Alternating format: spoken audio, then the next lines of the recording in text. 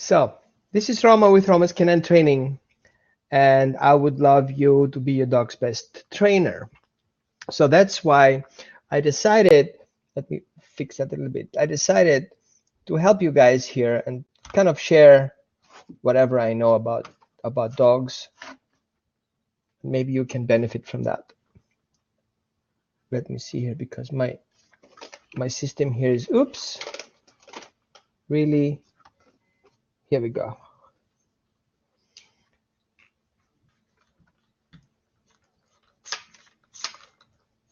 Product failure. Awesome. Here we go. Everything is falling apart here. What happened? I can invite you. The seat is open. You did great at the first beginning. How do I invite you?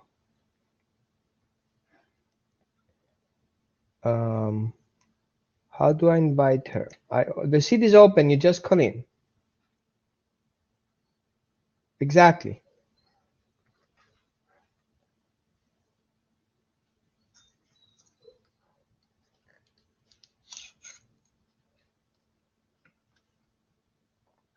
You did it before. It was fine.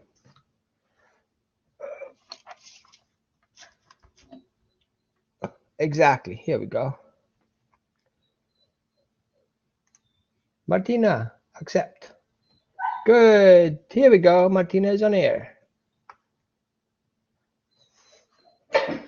So, welcome, Martina. Sophie, and your turn.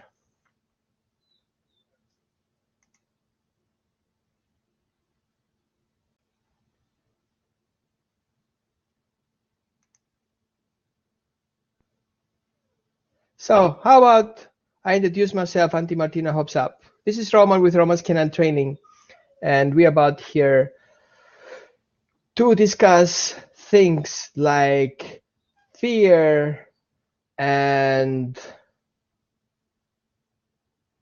confidence.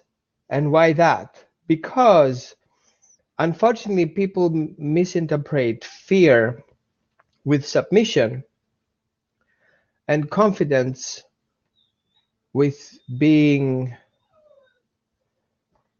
pushy or, oh, I missed the word now.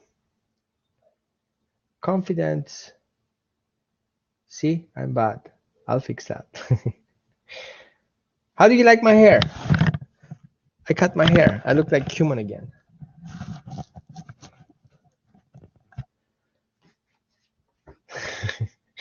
Yeah. So if you like the discussion, you have on your hand here somewhere, you have hands. So if you click on the screen, you get kind of bonus points. So if you like a conversation,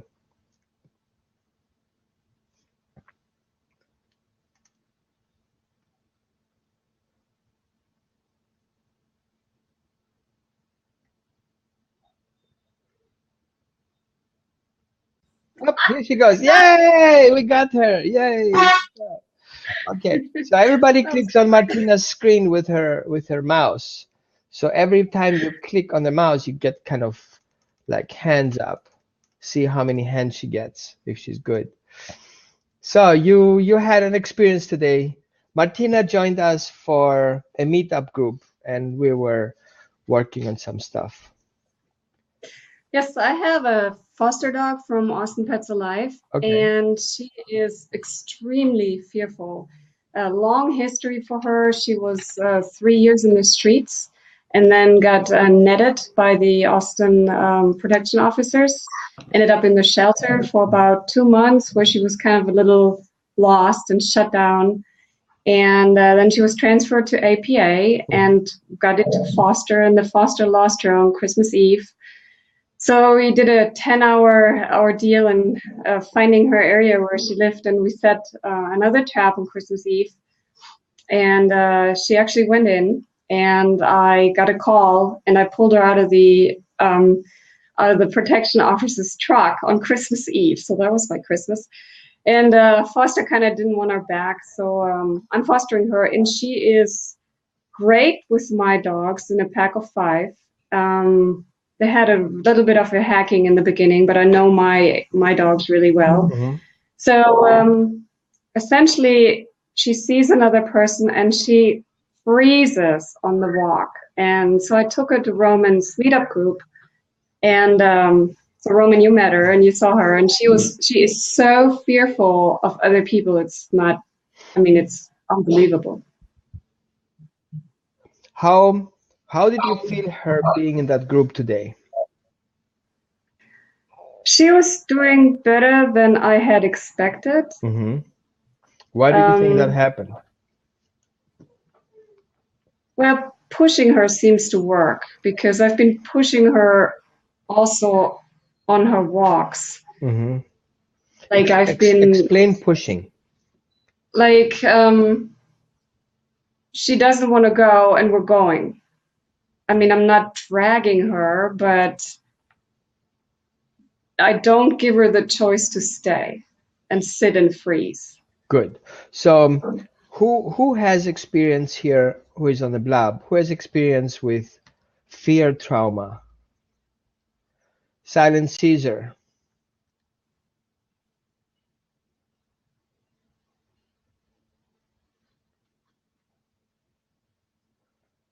Well, hop on the call, Silent Caesar.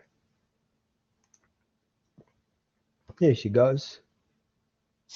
Yes, are you hopping on? Yep, we'll try her. Where is she? Where is she? Show colors. Okay, accept. It changed kind of a little bit the situation here. Hey. Hey. Hi. How are you? Hi. Good. Hi. A few words about the wolves. Rehab wolves is a little bit more complicated than rehab dogs. The reason why is wolves do not have in the DNA the attraction to humans at the core. Dogs do have. So rehabbing a wolf is basically not rehabbing, basically is reintroducing him to humans, because the DNA base is not there. So if you give a wolf to pick up a human or another wolf, he will not be attracted to human. He will go to the wolf to make contact. A dog you can use that to your advantage. Correct. Yep. So if you have a fearful dog who is attracted to other dogs and is okay with other dogs, use that to your advantage. Because there's going to be a lot of social learning, that monkey see, monkey do kind of going on. That worked great in the beginning. So in the beginning, she really does do well with my dogs, and she wasn't socialized with dogs before. So that I used to make her into a normal dog in the home. So for me, she's a normal dog, but I really can't keep her. So now the problem is any kind of human, she is terrified. What's the distance at which she sees a stranger that she begins to react fearfully? 50 feet. I was just going to say, is it about 50 feet? Yeah. So what I've done in the past, I think probably my most difficult fear rehab was a border collie mix, maybe border collie lab mix. And gosh, he wasn't very old, but he had 2 level 4 bites, and the vet that his people took him to begged me to take him because he really was a very sweet dog. Level 4 bites are basically, we want to explain a little bit the level 4 bites for people who don't know. Yes, sorry. Jargon police there. I believe a level 4 bite is the way I look at it, I don't know the technical definition. It's a very serious bite that breaks the skin and basically puts somebody in the hospital. Mm-hmm. You know, they're going to require stitches and antibiotics and all that good stuff with a level 4 bite. Yeah. With option to herd, in our terms. Yes. Right. So a normal stable dog will bite and release. Correct. When you have a level 4 bite, you know there's something going on in their brain. There's something that caused them to overreact where they bite and they hold on and they do that kind of pulling thing. Correct. But he had 2 level 4 bites. Great dog. His name was actually Foster. And I said, I can't have a foster dog named Foster. So renamed him Wiley. And he really was a very sweet, great dog, but he was extremely fearful when I got him, and he was going to bite. And they brought him over in a crate, and I put the crate into a room by himself away from the other dogs. And I left the door to the crate open and left the room hoping he would come out. And I think it was like 3 hours later, he still was not budging, and I was not about to stick my hand in the crate. So what I do, there was no doubt about it. He was going to bite. So what I do with a lot of fearful dogs is I want them to think that they are the ones making the choice to perform a behavior. Stop there a little bit. Can you define that? That was very important. You just said. I don't want to force the dog to do something that the dog will consider traumatic. So if I had just put a leash on this dog and yanked him out of the crate, or if I had turned the crate upside down and dumped him out, that would have gotten us off on the wrong foot of he can't trust me. I don't want to force a dog that is so shut down and fearful that he believes his only choice is to bite. I don't want to force him to do something. I want to set up a scenario where he thinks he's the one making the choice to come out of the crate, and I had nothing to do with it. A dog should feel he's in control. If a dog feels he's not in control, that's you put the dog in a corner because he has no control over the situation. He switches into fear. Before, when you give him that control, he switches into confidence, which is also the title of our show today, to see the difference where confidence and where fear starts, and that borderline. Okay. Yep. So what I did for Wiley was I took amazing foods. I took hot dog and chicken and cheese and all that good stuff, and I made a little trail. I tossed some of it into the crate, and then I made a little trail out of the crate and all over the room, and then I left. You're so mean. Well, he came out of the crate. He wanted that food. He came out of the crate, and by making a trail all over the room, I gave him the opportunity to explore his new environment without me present, but with motivation. And also it became a magic room that grew food. You know, because every time he turned a corner around a piece of furniture, the room gave me more food. And this was his safe place in my house. And I did that for days, just kind of leaving food. And, you know, I would kind of leave the door open so he could see I was looking in, but took it very, very slow with him. And this was a dog that the reason he was a level 4 bite dog is I think naturally he was nervous and fearful, but his owners watched a lot of Cesar Millan and thought, well, if it works for Cesar in 45 minutes, it's going to work for me. And you know what's even better? I'm not just going to poke this dog. I'm going to grab his neck and hold him down and growl in his face, because I bet you Cesar would probably do that. You know, what these people don't see, what these people don't see is all the work that happens behind the scenes that they edit down to a 45-minute show. So this was a dog that for humans, hands were bad. Everything was bad. And so the previous owner he would hold him down by the neck and growl at him, get in his face and growl at him. Every time this dog bit a person, he bit the person's face. Oh, God. Why? Why? That's so sad. We want the why here. Because they're staring at the dog. They're staring them down. Getting right there. What the dog does is he bites back. Yep. But I have another question for Martina. When you have, the dog's name is Esther, right? Right, correct. When you have Esther out and there's a stranger 50 feet away and she starts behaving fearfully, is she so fearful at that point that she can't take a treat? Or will she still, okay. No treats, no nothing, no eye contact, frozen rock solid. I've done over 400 dogs, and I've never had such a fearful case. And it's hardcore. Does it matter? She's a complete normal dog in the house. Does it matter if the person's back is to you, or if it doesn't matter? Person down the street, And as soon as she sees that person, she freezes. Yeah. It got a little better this morning. I actually walked by somebody about 20 feet. Okay. And then it was mainly, I made her go with me.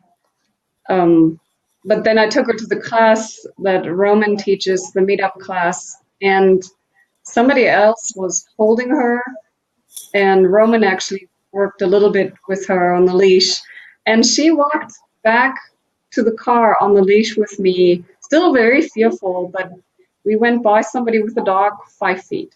So it's improving. That's a big improvement. I'd like to. Keep going to those classes. Something about that environment was good for her.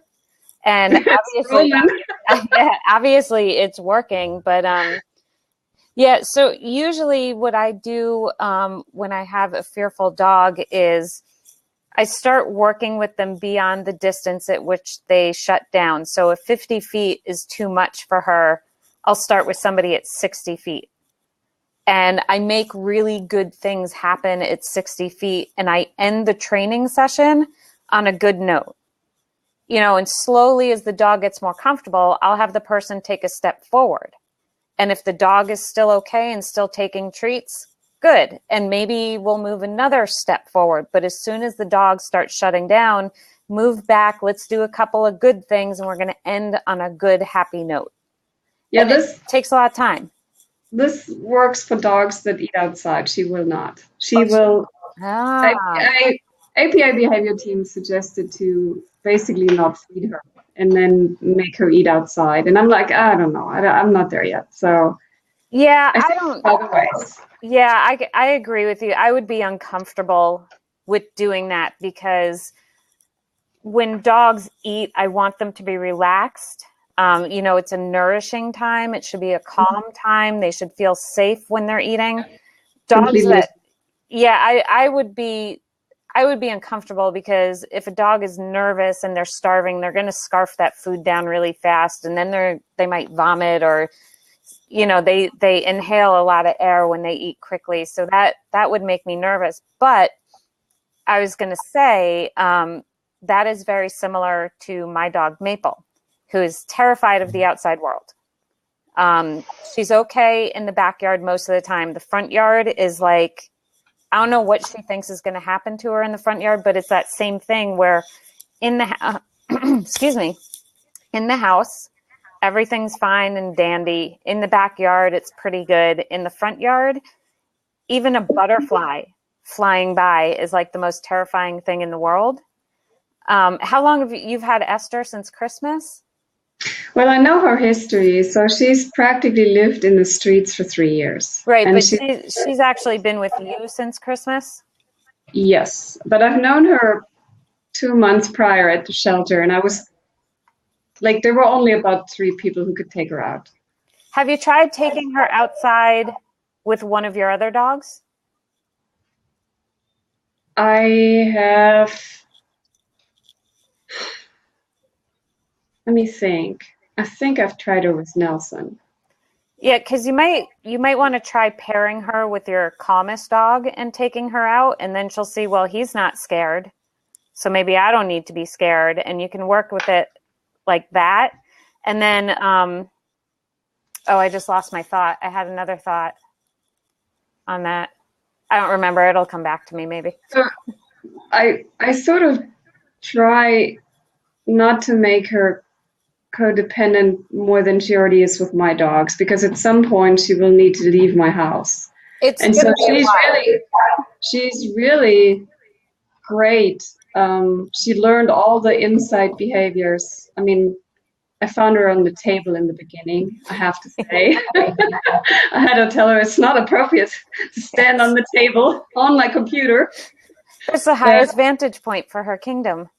Right, exactly. So I'm trying to make her more independent and let her decide, let her make good choices, if that makes sense. I want her to make good choices, and when she makes a choice, I need to ensure she's safe. It absolutely makes sense, but she may not be with you long enough at this point to be capable of making good choices because her fear is so high. The other thing I was going to ask if you do, does she like to play? Does she ever play? No. No. She picked up a toy when she watched Nelson play. Yeah, so I was going to say, is her buddy, so. Another thing I've done in the past when I have what I call kennel dogs, the dogs that they're basically hunting dogs. They're raised by themselves in a concrete run out in the woods at a hunting camp from the time they're 6 weeks old, and they don't know how to be a dog. They don't know anything social at all. What I do with those guys is I sit them in the window, I take my dogs outside, and I let them watch the dogs playing with each other. I let them watch me playing with the dogs so that they can see everybody's having fun and this is a good time and nobody's getting hurt. And I'll just let them watch, from their safe spot until they start understanding nothing bad is happening. Everybody's okay out there. Like, she is a complete normal dog at my house. Like, she runs with my dog. There's a doggy door. She uses the doggy door. They play in the backyard. They have a blast. I'm just not permanent. No, and I understand that. But what I want you to understand also is that what you've undertaken here is not a quick fix. She could be with you a year before she's adoptable. Oh, no. If you don't plan to have her for that full time that she needs, I would start looking for another foster now. Because when you have a dog that's so fearful like this, what you're looking for initially is that breakthrough, that aha moment when they realize I'm safe, you're safe, I can trust you. But a dog as fearful as she is, it could be 9 months to a year before she's capable of being adopted, unless an adopter comes along beforehand who has the skills and is willing to make the commitment to her. But this is not a short-term foster when you have a fearful dog like this. What I usually do with these guys, and I took in 40 last year from Bastrop from the kill list, I will find the right adopter and then I work with the adopter. So I don't have the dogs for a year because I feel that when I have them this long and then I place them somewhere else, for me, fostering is up to 3 months. I get through heartworm and I give it another couple of weeks to find somebody, and then they need to move and the adopter needs to work with them. So that's kind of my rule. Otherwise I get stuck with too many dogs, which I already have been. So let's go a little bit back to our theme. We will not be able to solve one particular reason here, or like one particular dog. What we want to discuss here is how to identify a fearful dog and how to identify a confident dog, because sometimes these things overlap. You have a fearful dog who pretends to be confident in order to be safe, and you have a confident dog who's basically fearful. So I want to see the difference. So from my experience, I saw the hackles are a good indication where the behavior is coming from. And you can see, let me get a dog here. So you have dogs, we say the hackles. Some dogs have back hackles and some dogs have front hackles. And they come up in a different way. Have you seen that, Jess, before? Mm-hmm. Mm-hmm. Okay, so the question is, what makes these guys go up? What's the reason? So I think what? Like a chemical reaction? Correct. It's an energy that flows at that particular part. It's activated and kind of rises it. So I found out that a lot of information is stored on the spine, information that comes from the reflex. So the brain is basically the coordinator of all these small decision-making centers that are all the way back to the spine. So fear would start on the solar plexus and back. And you will see the dog has his back leg stretched when he is about to go in the difficult situation. So the back legs are promoting the dog. Is it mine? Do I make noise? Yeah, I think there's some kind of, it's like a buzzing. Oh, Okay. I better get off because it's outside. They're doing the yard work at the house across. Okay. So No, I'll. it's not a big deal. Maybe you cover your microphone a little bit. Oh yeah, or you can mute yourself. See the little speaker in the bottom left of your window? I think if you click that, you can mute yourself. I just did. Okay. Okay. So so you have these small memory centers. I'm talking here from the industrial engineering part, where you have a central computer, but you have so much information that will not be able to be handled. So what you do is you distribute small centers throughout the machine in order to control quick certain parts of the machine. So you create like sub-brains. So I found out that the dog, besides his main memory processor, he has small memories that activates basically the reflex. So if the dog hears a noise, the brain doesn't process it. It just receives the noise. The reflex is what processes it first. Run and then think. Meaning is, if the noise comes up, the first thing what happens is the back leg pushes and the front leg away from it without any thinking.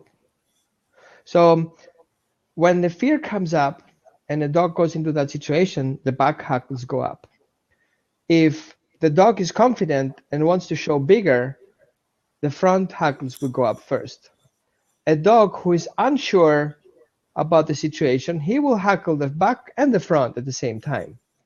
A message like, you know, I know how to deal with it, but I'm not sure about with that situation in particular. I'm watching. So I would, if I do treatment with dogs, especially if I do Reiki and I see dogs who are fearful and more on the backside, I do Reiki on the back legs to calm that system down because it's at the edge. And you will see the dog also has his back bended. He will have a kind of a bended back, which is a stored energy that basically overreacts in the fear. So what he does in the smallest amount, he basically stretches himself away from it. A good exercise for that part is having your dog walking and not standing. So that energy will be worked away. People always trap into the situation, if my dog is fearful, I have to stop. Not really, because what happens is the dog drowns into this fear kind of depression. He's like shutting down. His drive to walk away, use it for you to create attraction. Walk with him and synchronize with your dog so he doesn't feel alone. And what I did today, Martina, with your dog is basically I kept her busy jumping up and down the fence. She was so busy doing stuff that she was not enough busy thinking of her fear. And then I created attraction, meeting the dog that was on the other side, because she just didn't remember thinking about the fear. And once she met the dog, then I walked away from it and attracted her away from the dog. So I would keep constantly moving in and out in a situation, and me being the one who's letting her meet and giving her away from it. So I created attraction through safety. You want to meet the dog? Yeah, who is this guy? Oh, maybe I'm scared. How about walking away with me? I'll help you out. Oh, okay, where are we going? How about up the fence? And how about down the fence? And then she basically worked her energy off that basically would make her freeze. In her particular case. So what I did, I played with a concept, being fearful and being confident, and then kind of blended together in a fear confidence. And then shaping the fear away from it and increase the confidence by doing things that she's confident doing it and forgetting about things she's fearful of. And then was where she took the first treat, because she was confident that she can eat the treat without getting hurt. Do you agree, Jess, with that? Mm-hmm. So yeah, that's really good. So I would focus really not about just the body condition, but I would watch also the emotional condition of the dog. what condition are we in right now? We are fearful. Do we have something that we can grab on? Something that's confident. Walking away is confidence. It's a safe way to go away. That's feel confident. Take it and make it a rotation. And we use a concept that we have the trigger in the center and we create a spiral and we walk all the way around it. So there are two things we need to watch. There are dogs who think to the right and dogs who think to the left. You cannot go counter that drive. If the dog prefers the left, go to the left and make a turn spiral wise and go always closer, because that's his confident side. So you tell, going this way we are confident, let's get confident closer to the problem. Did anything happen so far? No. Good. So we're confident to continue walking, right? Yes. So we continue walking closer, and because of the time span, she forgot that she was far away. And you get closer and closer, and every round you make, she didn't remember where she was before. And you end up basically 6 feet away from your problem and see now what happened. And she's like, nothing? Good. How do you feel about that? I don't know. Okay, let's walk away from it and let's go back again where we were. And now, instead of doing a spiral, you make a confident straight walk to that 6 feet mark. Yeah. Okay? By using your attraction and her trust to you to get there. Now we're safe. Did something happen? No. So you see, if you approach a problem, nothing happens to that 6 feet mark. Okay, let's go back again. And you do it several times away and see nothing happens in that distance. But we want to wait at the 6 feet. And she's like, okay, whenever you're ready, treat. Treat for checking confident with you. She trusts you, treat. And then you stop it there. Let it down for the day. Let the brain process the whole experience, because the brain doesn't have the memory to process the whole project. It has only memory to process small tasks. Tasks to walk without being hurt. Tasks to get closer to the situation without getting hurt. Checking in with you without getting hurt. And all this together you assemble in a small job. Walk with me without getting hurt closer to the problem. And then you walk away from it. And you do the job again. And away. And again. Now all of a sudden, that's an easy job, right? Walking away, get closer is not a big deal. And now you make a project out of it. The project means we're going outside, doing your usual confident stuff, and make contact. But you have to move. Always. Don't stop. So you go confidence closer to the problem, and then you make a turn and walk parallel.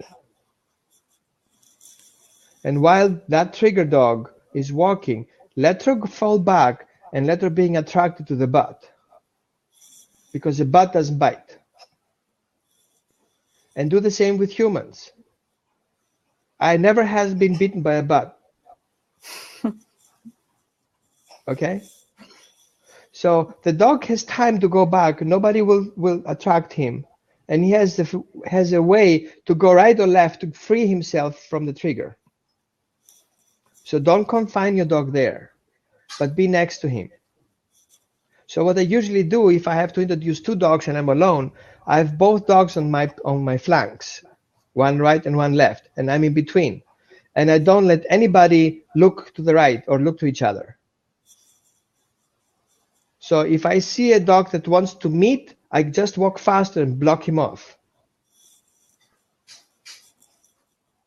And I always make a turn to the advantage of the one who's fearful. So if that's my fearful dog, I will always turn around the guy who is the trigger. And always in the same direction where the dog likes to turn. And the easier part is have the dog go in front of you and let him come back on his own. He will make a preferred turn. That's your good turn. It's kind of being left or right-handed. Can you explain that turn? So you walk with your dog, he goes ahead, and then you say, come. And don't pull the leash. your dog will either go to the right or either go to the left. And use that as a marker. That is my good side. Okay. And you would see dogs will not go around from the left to the tree. They would like to go from the right. Some dogs do not. That's the marker. You want to have that line always if you introduce new dogs.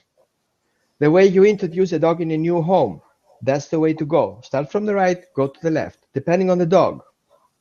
Your dog will tell you which side he likes to go. It's the way the brain is processing the information. If you go counter that direction, you will have a problem. If you push the dog into the wrong corner, you will have a problem because he cannot go away from his safety side. So Martina, for your example, I would maybe change the position of the crate and not having her in front of the door where all this information comes in. Yeah.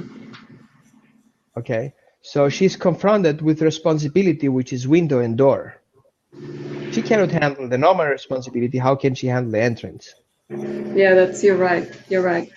Okay, so back to the fear and confidence. Fear is something that keeps the dog alive. We cannot blame it for being there. Fear is the only thing that imprints immediately in the brain. So the fear imprint is the fastest way to imprint the dog. That's why more compulsive trainers use fear as a fast method, which I completely disagree. It's a wrong way to teach a dog. By using the positive reinforcement, meaning is not the positive reinforcement treats only, is the dog who showed up there like, hi guys. So one thing that we want to have people who watch us here understand is you have to look for emotional positive experience and not positive treats. So I can give my dog a treat and imprint a negative experience, but I'm a positive trainer. That doesn't count. You want a positive experience of getting that treat, not a negative experience. And the easy trick is if you approach, and I'm always saying that, if you give the dog a treat and you push the treat in top of his head, the dog has a negative experience and avoids the treat. You get it is in his mouth. So you get backwards. But if you give him a positive experience, he will go on himself into the treat. You see the difference? Yeah, very much. Mm-hmm. Very true. So that's why dogs are afraid of bigger dogs, because if that comes in between, they have to back off. Okay? He doesn't have that level. And some smart dogs that I call healers, what they do is they go flat down and they go down stay and play with the puppy, being at the same level so the puppy doesn't feel that fear. They are emotionally sensitive to sense in that fear phase the dog is. And this is the dog that you need to rehab your dog. A dog who respects that boundaries and that level and goes down in order to relieve the pressure of the dog who is in fear. And the owner should do the same thing. A dog who's fearful, go flat on the floor and get attracted through respecting his fear. Walking away is an option. Just don't let the dog be able to walk away. There's two directions, towards you or around you. There's no other way. So he can process this positive experience of finally making contact, and that will be a perfect imprint. It can take a year until you as an owner is ready to make that decision and go all the way back. I had dogs here. Who's that? Oh, here she goes. Oh my God. She just saw that I lifted something up and whoa, she's gone. She was sleeping right behind me the whole time and really comfortable. And so I was trying to show it, but yeah, that's so much for that. So we just got a friend here who is Dog Life Matter. Amin, designer, web developer from Amsterdam. Hello, Amin. So, how is Amsterdam? You have a dog, obviously, right? So So let's see what the world goes on. Who is calling in here?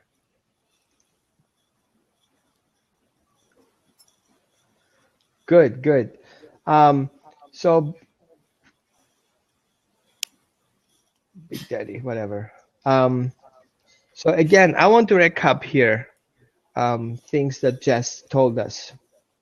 The most important part is to establish communication and trust and building trust.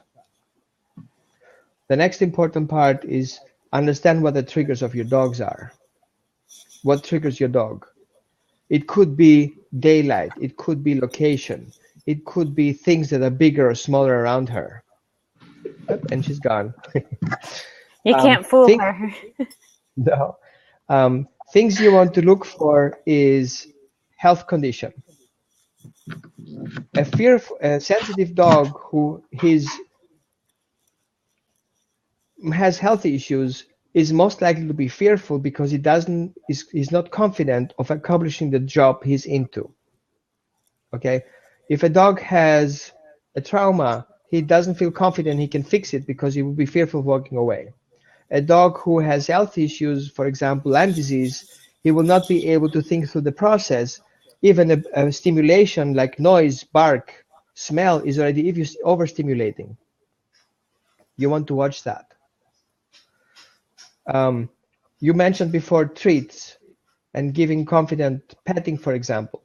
You want to watch what that threshold is where the dog doesn't take the treat anymore because he doesn't feel confident of being able to handle the situation if he eats the treat and deal with the situation. For that, I use the look word to switch the dog back to the previous state. And look is always associated with treat when we teach it at home. Okay, so look then will be the bridge to the treat, which doesn't exist. But the brain is automatically triggered by reflex to think positive input to come. Yeah, I agree. From where? From the dog. How do I get there? Look, what?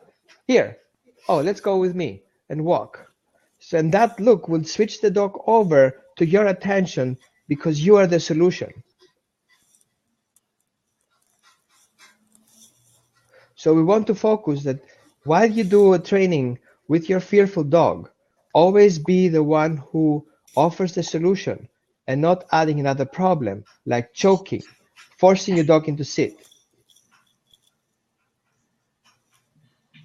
Okay, so adding another problem to your dog while he's already dealing with fear, it's not solving his problem. You're just adding another problem, and he's not already fearful enough to say, I'm shutting down, I'm cannot deal with that, I'm off, I'm out.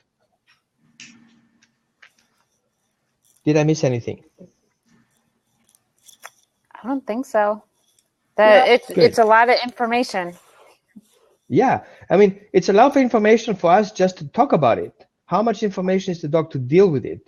And dogs are only process one thing at a time. Where am I? Here. I'm in danger. No. Good. Can I walk? Yes. Step. How does it feel now? Safe. Good. Next step.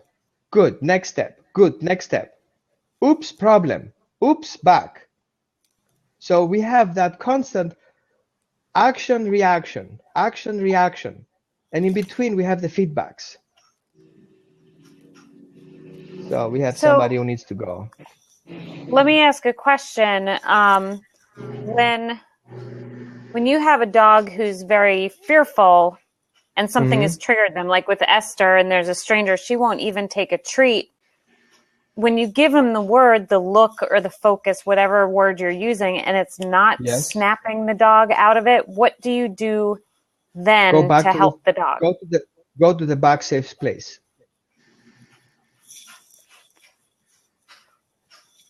Yes, what I do for Esther is her safe place is sit.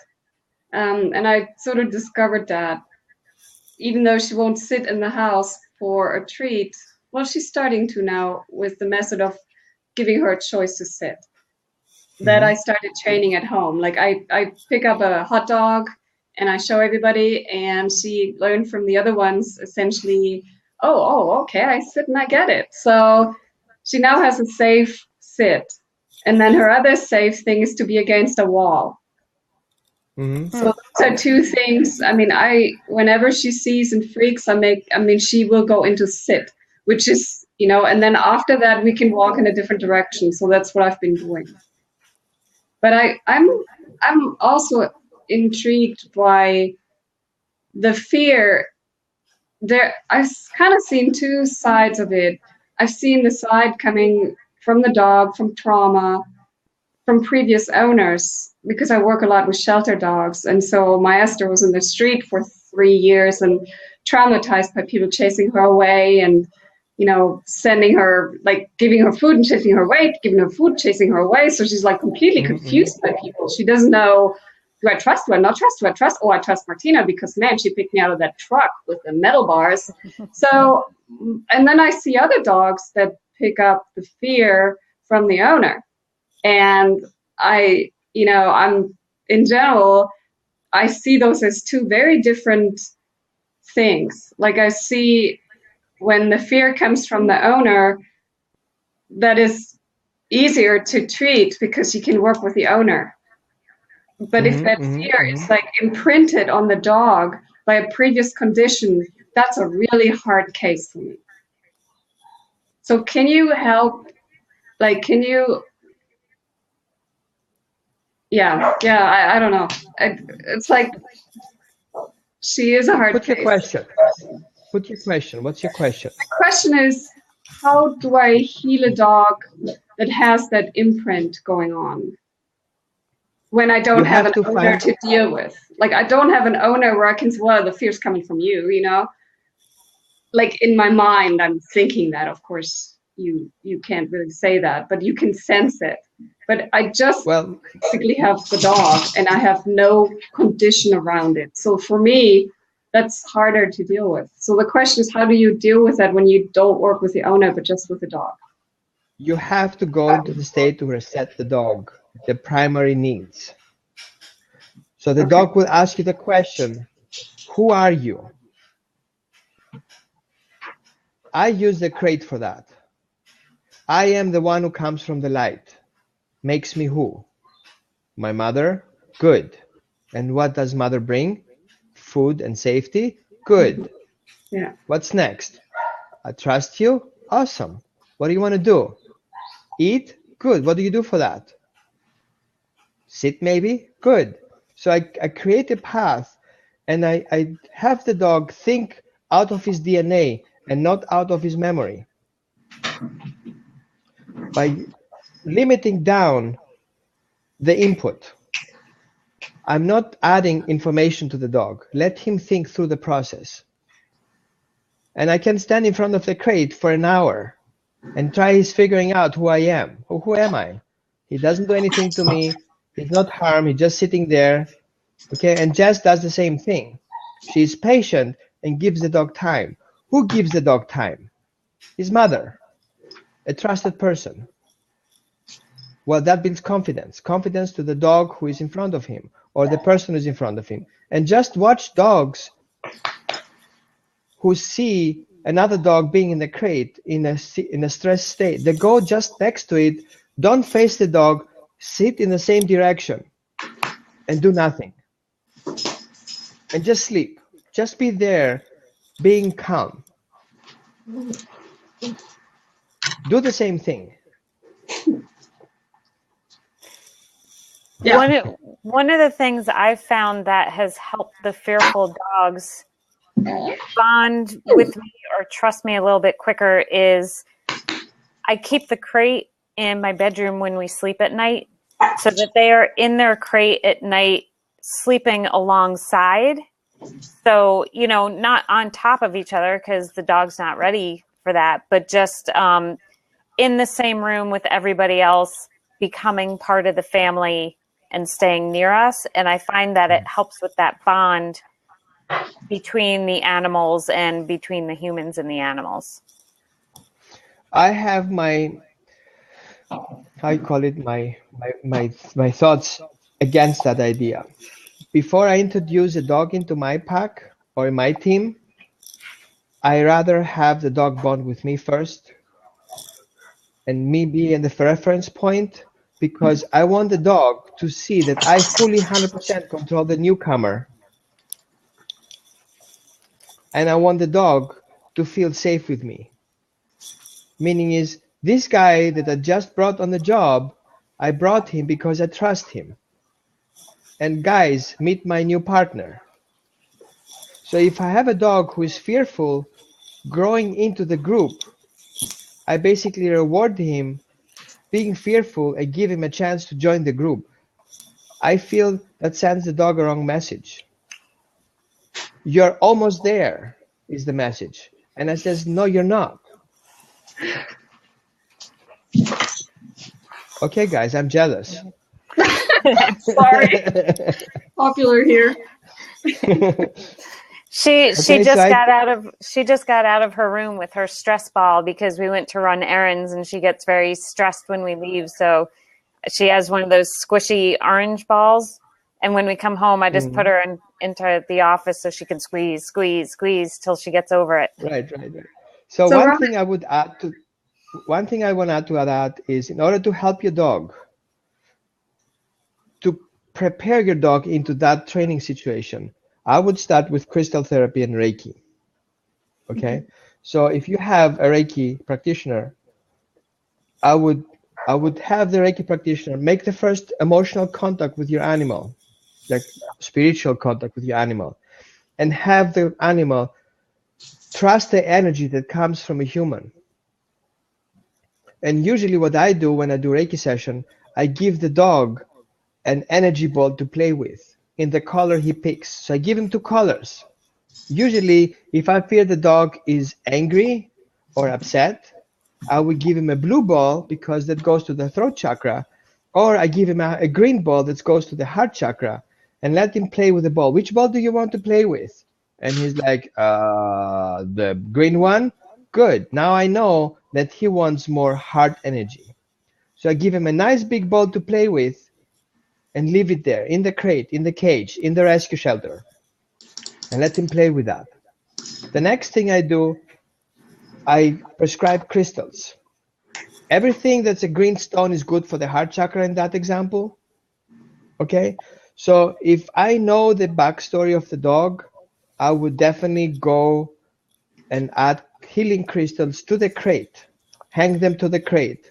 And I can do also treatments like elixirs by using the crystals to vibrate the water and add them to their food and the water bowl.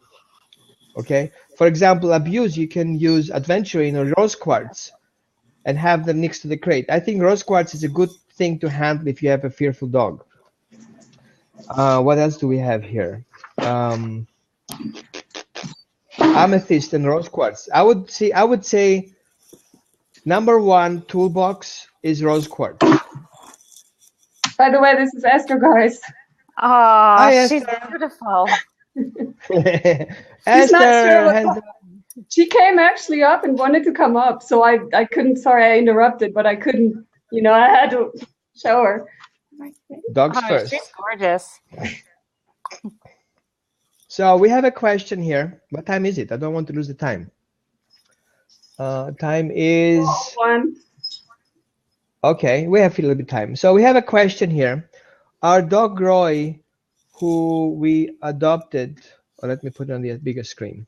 Okay, our dog Rory, who we adopted 7 months ago from a shelter. So how old is Rory? Is very nervous and hides under the bed whenever we are going out, and the dogs are staying home.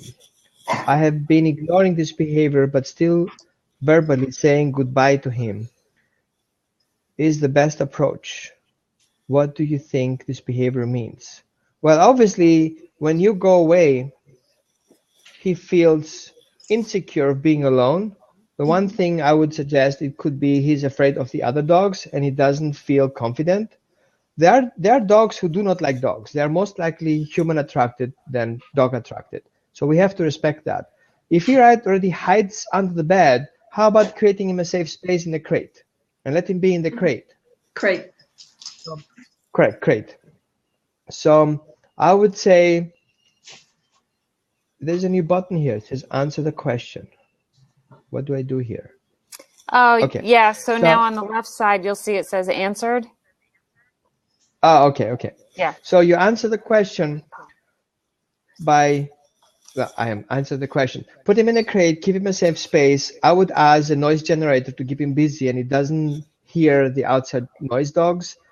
I would say this dog doesn't like the other dogs. Keep him away from it for now until he feels more confident.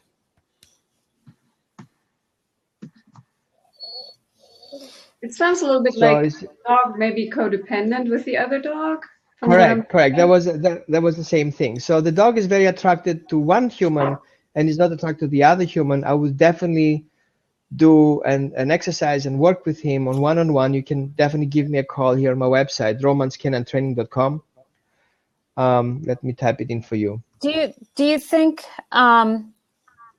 because it also says he does the same with my husband if I'm home, so it sounds like he's created almost this ritual when anybody leaves, whether it's one person or both people. So is this a matter of breaking that ritual, teaching him a new ritual? He feels confident only if two people are here. What he sees two people being a balance. Okay? So he sees two people being a balance. And then if one person walks away, then he feels that as an imbalance. Okay? So he definitely picks up on energy. He definitely sees here, like, these two guys are normal. If one guy leaves, we have a problem. It could be a trauma, okay, from his previous owner. It could be an abusive situation in the family that created that trauma. One dog leaves and fear came up.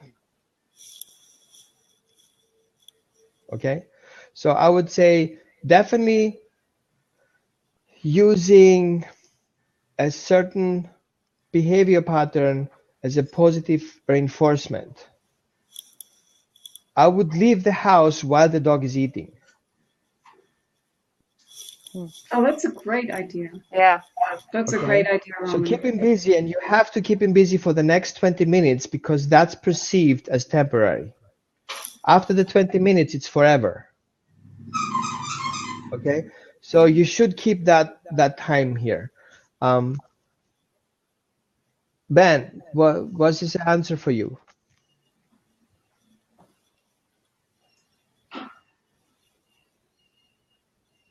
Waiting for Ben to answer. Okay.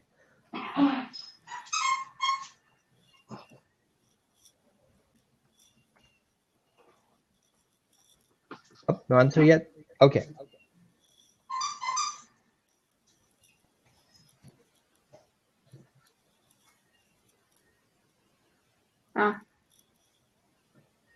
With Esther, okay. I've tried bones in the back.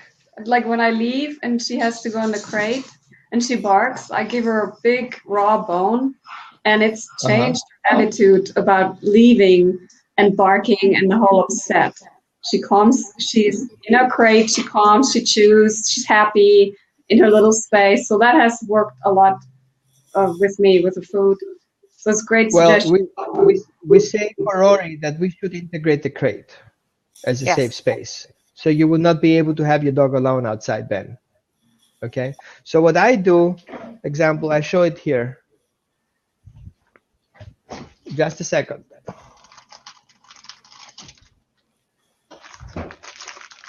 I make one live.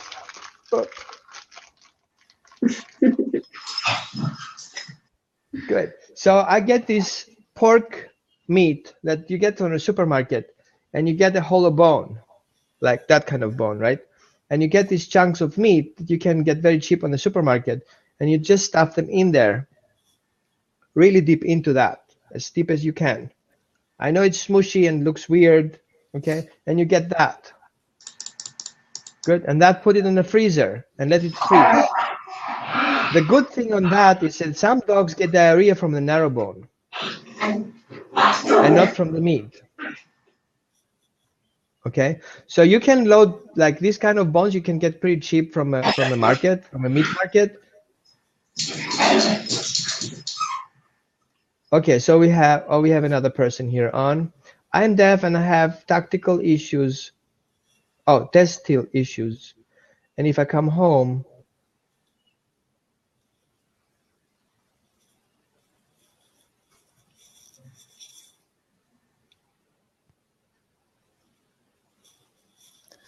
no, we're definitely open to autism and we focus on that. I just need to understand the question.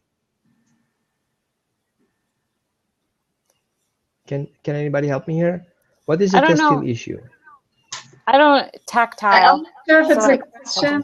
I'm thinking it's an introduction. Yeah.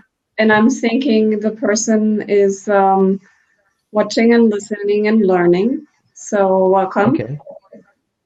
Okay, good. So and I see something here on rawhide bones. I go with antler chews. Antler, I love antlers. All mine get them. Roman, I think you like them too, correct?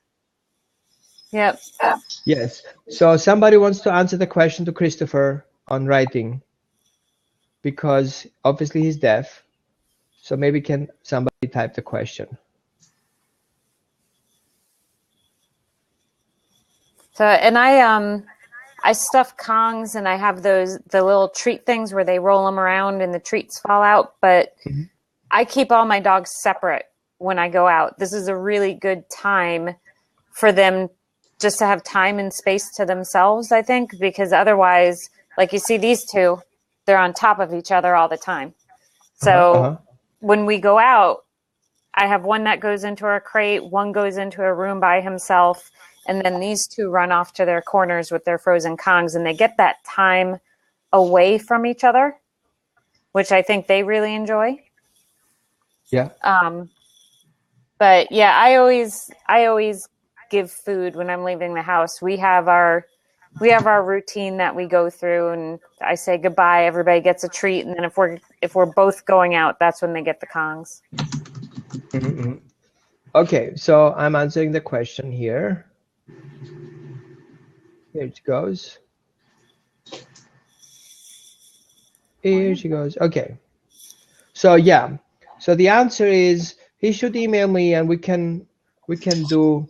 I will find a person who can speak deaf language and we can do a session on video.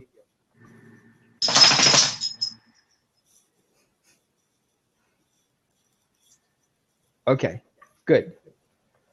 Well done. Good. So let's answer Christopher. Sorry guys, people with autism have priorities. I love that. Okay, done. So if anybody has issues with disabilities, you can send me an email. I will have a person coming in, shoot a video. I will have a person coming in with sign language and we work that through, and any process and any problem with the behavior we can fix. So good. I have one other question. So like a lot of us that are on, I've seen somebody do rescue as well, and we love you for that. But a lot of us are kind of wondering when we connect with a dog, and like Esther, and I have her in my home, and she loves me, and how do I transfer that whole thing to the new owner? And so I have done in the past, I basically made the owner a friend, the new owner, and I've met with them up to 6 sessions, and I have trained them in the ways that that particular individual dog is. Do you have any other suggestions that could help us when this transfer happens? Because a lot of dogs get lost in that transfer, they get confused, they get overwhelmed, and they're back to square one. My suggestion is, I suggest the first thing to do is, before the adopter basically gets an agreement to take the dog, he has to go to a one-on-one class, either with a foster home or with a dedicated trainer who goes with the rescue. Yeah. Okay. They have to be on the same page, because for sure, usually people who have already a dog want to adopt another dog, and the dog who is already in that house needs to get up to speed with the dog who is about to come in the house, who is most likely better trained than the existing house dog. And then the owner will learn through that process. that he can handle both dogs with same commands, and both dogs have either value. Okay, that's why when I work with rescue dogs, I work for free, go with the dog and introduce the dog into the new home. Before, I have already worked with a week with a dog before at their house. So home visit, I cannot imagine how a dog can go from a rescue into a new home without home visit. It's unacceptable. I wouldn't. Yeah. If anywhere, anytime somebody wants to adopt a dog and the rescue just picks up the phone and talks with you and you get the dog, run. Yeah. Just run. I want to do home visits. Yeah. Run. Like run. Like really running. We also do sometimes, and it depends on the adopter, but we also sometimes we'll ease the new dog into it with like a half day at the adopter's house, or we'll try a sleepover. And sometimes we need to do that 2 or 3 times before the dog kind of settles in and gets comfortable and the adopter feels like I can really do this. But we have done that on occasion also, especially when it's a dog where we're kind of thinking nobody's ever going to adopt this dog and it's going to be a forever foster. We'll do anything we can to make that transition as easy as possible. And I think what you said, meeting with the adopter 6 times and doing the training, that is fantastic. That's an awesome way to do it. Yep. I encourage rescues to switch foster homes the last 2 weeks before the expected adoption. Switch dogs, because the dog will learn, get introduced into a new environment, and gets used to recondition himself. Even if something goes wrong, the dog is safe. He will not fail the adopter. If something goes wrong, the trainer can hop in and fix the small detailing, and then it becomes a routine for the dog to switch into a new home. Oh, it's another foster home. Yeah, right. Right. It's excellent.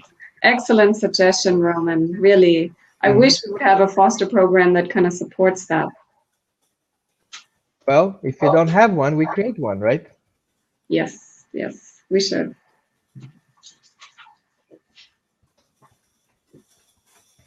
So, who is here? Australia. Oh, Treeman is here. Yay!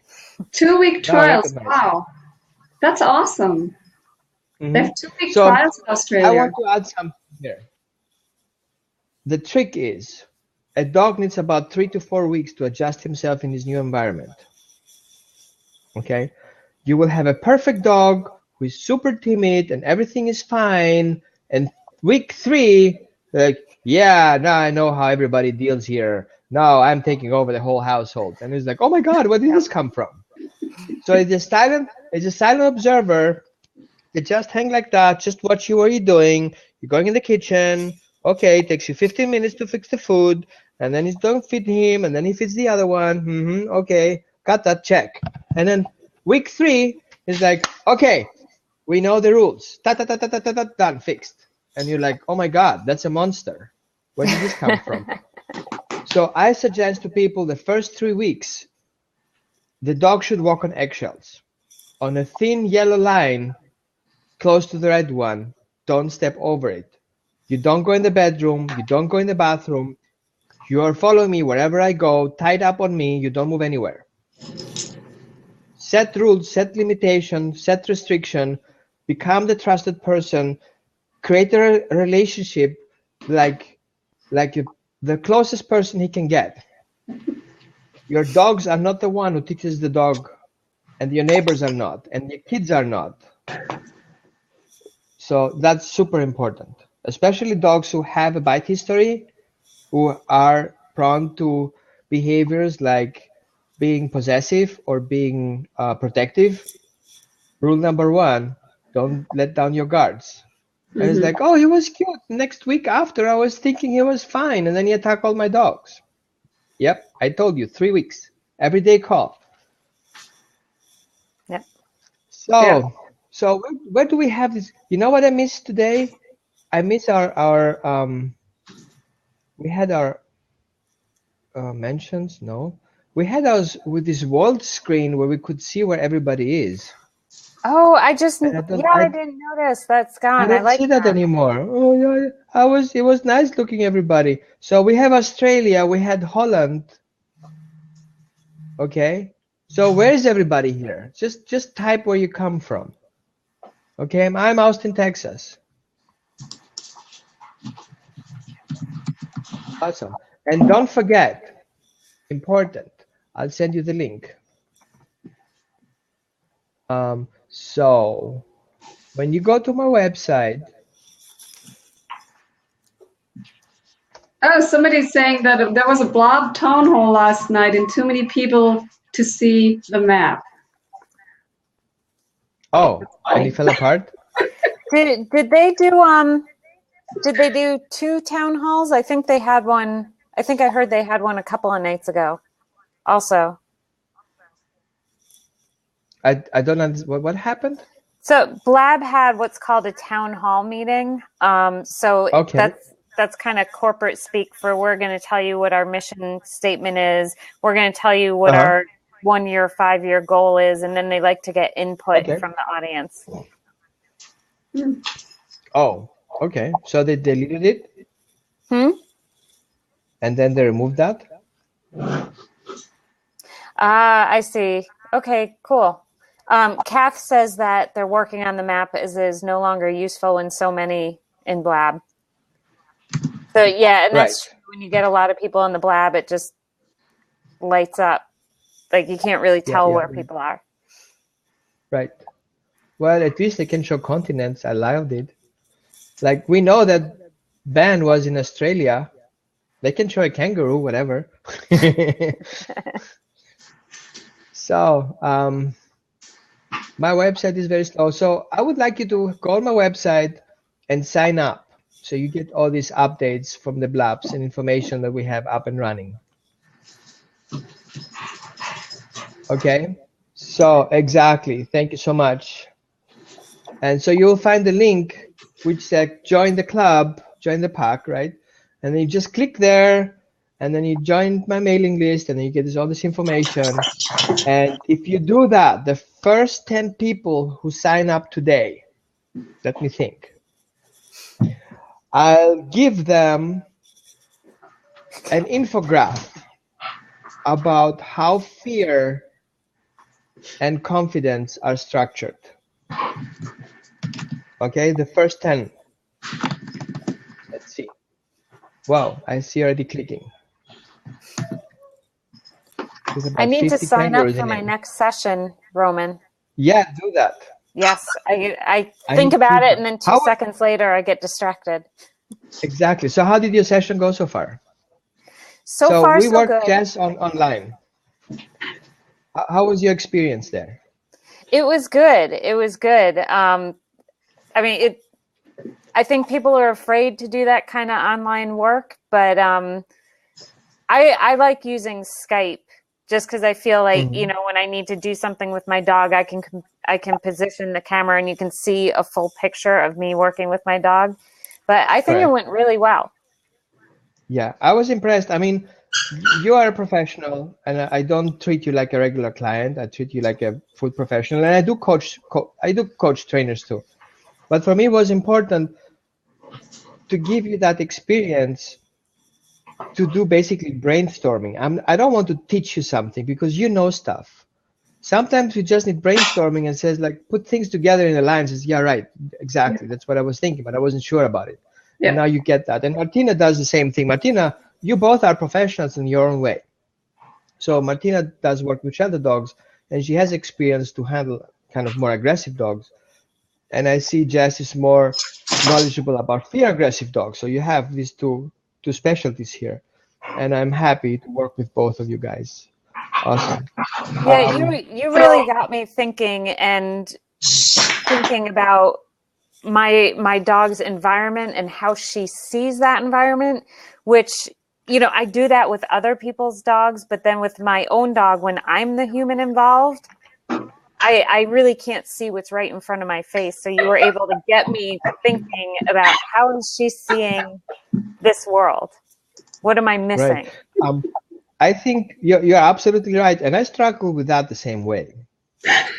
So sometimes I have people like Martina, sometimes when we work together, she's like, what are you doing? You scared the dog. I was like, I did not. Yes, you did. No, I did not. And we have this argument, and it's like, yeah, you're right. I mean, sorry, I was angry. So what happens is we do project a kind of fake confidence. We kind of show off with our people, right? But the dogs don't see that. They see who you really are. You're freaking scared. Okay, you play the cool guys, but at the end, you don't want me in your house. I know that. Like Martina is dealing with that now. She has a dog. The dog wants to connect, and she basically blocks the dog off. She's afraid to deep connect with the dog because she fears that he will stay. But it's also important to learn to go into bond and unbond. Yeah. Bond and unbond. Dogs can do that. He's busy with the bone, and 20 seconds later, he's not busy with the bone. Bone is gone. He goes back in the crate. Oh, my bone is here, and back to the bone. So we need, as trainers, we need to learn to connect, deep, and disconnect. As short. And we also should be able to be freaking angry for a millisecond and be super loving forever. At least once a day, I am super angry at my dog. Yeah, he has to learn that that's screwing up. Like that will cost the team surviving or not. And dogs do that. If somebody goes off, everybody goes after him for a second until he sends a clear message that he got it. The more he fights about it, the more he gets in trouble. So, and this is where the compulsive training comes in, and people says, well, you have to intimidate your dog. No, you're not. You create the pressure and you wait for a feedback. You don't push it. And somebody mentioned some, these celebrities who think like pushing the dog and make your dog submissive is the way to go. No, it's not. The dog submit on his own. You don't push him to submit. That's terrorism. And I call these trainers dog terrorism. Okay, and owners feel kind of good about it because they see immediately result, but not seeing the long-term damage they just did. Yeah. And they had to pay for that. I have to say, we do get a lot of dogs at the shelter that show signs of being trained wrong. And so Absolutely. I agree with Roman, and I really like his approach, and I'm using it mostly now because I can see them come in and I know what went wrong while they were trained. I mean, we have one dog, she got shock collared wrong, and she completely lost the ability to connect. Cynthia's her name, she's at APA. And so I saw Roman work with her in only one lesson, and it was amazing results. She has a toy obsession, and he got her to drop the toy in one lesson. And by the way, it was a free lesson, and I really appreciate him helping the shelter dogs in Austin and even having two at his home. I mean, it's amazing what he does for the shelter dogs in Austin. So I really want to give a big shout out to him, and he does it all. Thank you. I think many things can go wrong, and I worked with shock collars in the past, and sometimes I need to use them because it's the only way to get the dog who is off, get him over. But I guess what? We have two options. He's gonna die in an hour, and the only way to get him over is to convince him that that is wrong. We don't have time. Well, before I lose the dog, I use any tool I have available to convince him to think different. Unfortunately, we're not dealing with regular dogs here. We're dealing with dogs who got in trouble and are disconnected, and some of them are shut down, they are feral, and they are not human grade. So you want to work with that dog, you have to have a big toolbox and not stick with one tool. So I see positive trainers who unfortunately are good trainers at the base, but they're trapped with one tool, positive only, right? And they don't see that they're basically negative reinforcing. They basically damage the dog by not giving him the right time, the right message. They can't. They're binded. And especially these dog stores, they have prices positive training and teach the dog basically sit and stay, and the owner goes home with no experience and no control to the dog. Yeah. And if I ask my 50 clients I have here with dogs with trauma and bite history, they all went to these classes. Like, what did you learn there? Oh, he graduated with flying colors doing sit and stay. Okay. And you went home and you attacked your cat. Perfect. Well, and people don't understand obedience is not behavior. Behavior is not obedience. This dog here, extremely, extremely obedient dog, really badly behaved. And I try to explain to people the difference between obedience and behavior. And when we're talking about the fear and the confidence, that's behavior. That is not obedience training. That's not sit down, stay. That's going to help you work through the fear and gain confidence. But fear and confidence is on the behavior side of the equation. I use a good human example. The difference between being obedient or not, or being good behaved. And for your example, I will use a partnership, a relationship. So you have a husband who is obedient. He's every day 6 o'clock at home. He eats his food. He puts his clothes back together. You would not find any socks. The dishes are washed. He's perfect. He's out of the house at 6. You have no idea what he's doing. Okay, so obedience is only 10% of your dog-human relationship. What is about the rest? Okay, so I'm focusing with the rest of the 90%. Like the 90% things to do. Relationship, respect, confidence. Obedience doesn't need confidence. Obedience is action and payment. That's it. I mean, sure, there are more levels to that, but the basic, I don't need to teach the dog to sit. He does it on his own. Just need to wait for it. Be patient, and the dog will sit. Just hold the treat like that and says, that really, take a dog from anywhere, a feral dog, and see what happens. He will sit at some point. It's in his DNA. He needs to sit and wait. And if he waits long enough, he will go down, stay. Perfect. And you didn't do anything. You don't need a certificate. You're just sitting there and wait. And when he does it, you just give him the treat and you're done with it.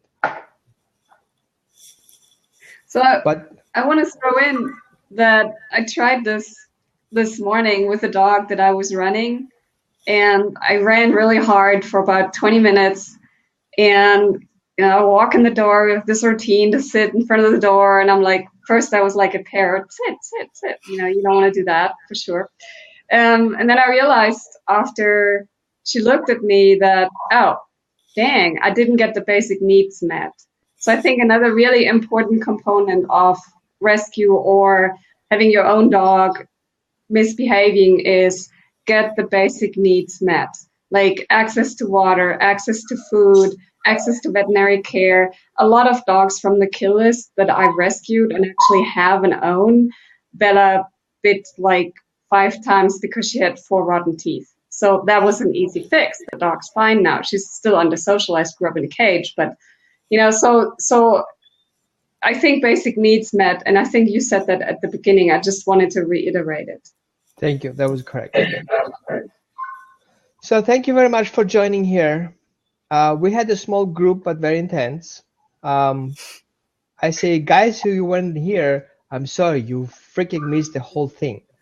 Okay, but you're welcome to share on your Facebook page. I'm very proud of you, Martina and Jess, because you do something many people only dream of, really help dogs at the core, and not just satisfies humans or owners. So that's deep tissue work.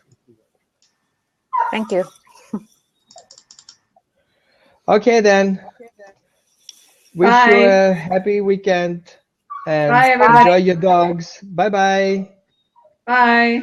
Thank you, Roman. Really appreciate you. Thank you. Bye-bye.